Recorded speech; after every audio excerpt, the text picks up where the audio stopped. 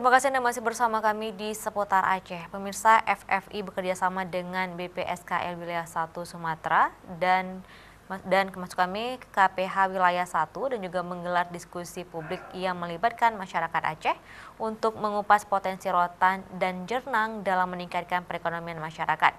Diskusi yang cukup seru karena melibatkan pengusaha jernang dan terbukanya wawasan masyarakat tentang potensi jernang dan juga rotan di salah satu hotel di kawasan Belang Padang Jumat malam kemarin.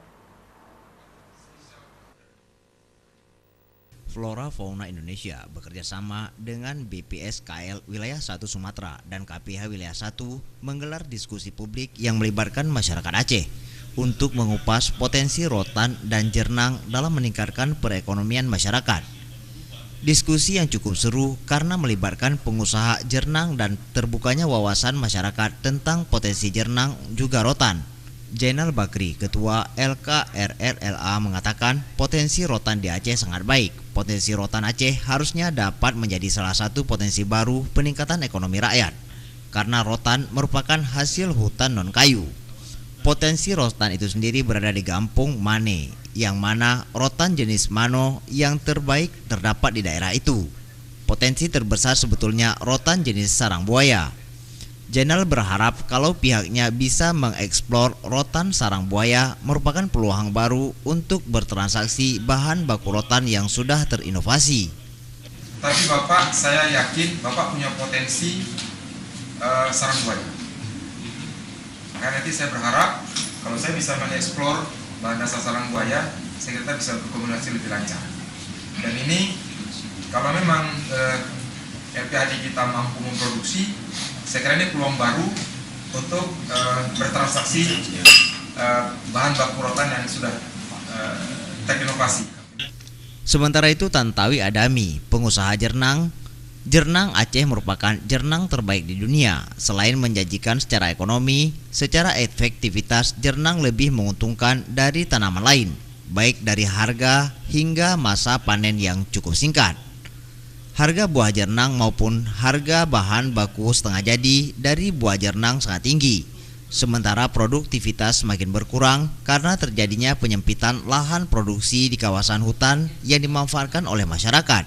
Permintaan pasar dunia terhadap bahan baku jernang sangat tinggi, sementara produksi dari Aceh sendiri masih sedikit. Padahal daerah Aceh dikenal memiliki potensi sumber daya alam paling banyak tumbuhnya rotan jernang liar di tengah hutan. Dilihat dari skala ekonomi, untuk budidaya penanaman 1 hektar tanaman jernang berbanding hasil 20 hektar tanaman kelapa sawit, terutama efektivitas kerja, ketersediaan lahan hingga modal yang dikeluarkan masyarakat maupun petani.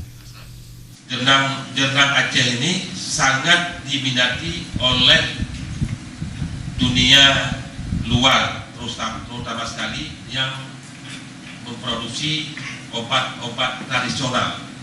Permintaan jernang Aceh ini tidak pernah cukup sesuai dengan kontrak. Kalau kontrak 1 ton, yang ada cuma 20 kilo, itulah. Manajer Fauna dan Flora Internasional Dewa Gumai mengatakan, sembari untuk menyelamatkan hutan, perlu juga untuk mendapatkan nilai tambah dari menjaga hutan itu sendiri. Salah satunya yaitu dari hasil hutan non-kayu seperti rotan dan jernang.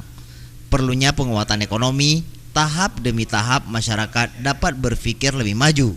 Bagi FFI, memang tidak mempunyai kapasitas teknik soal rotan dan jernang, tetapi secara garis besar FFI akan memfasilitasi apapun terkait untuk kemajuan. Bagi FFI, kita memang tidak punya kapasitas yang melebihi Pak Zainal, yang melebihi Pak Tantawi soal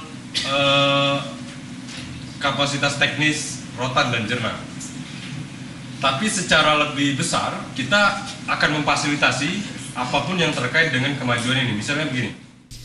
Kegiatan ini diikuti oleh LPHD Kampung Mane, LPHD Kampung Lutung, LPHD Kampung Belang Alam. Sebagai pembicara dalam diskusi tersebut, Zainal Bakri dari LKRRLA, Fauzan dari BPSKL Wilayah 1 Sumatera, Inayat Syah Putra dari KPH Wilayah 1, Tantawi Adami, pengusaha jernang, serta Dewa Gumai dari Flora Fauna Internasional. Tim Liputan Aceh TV.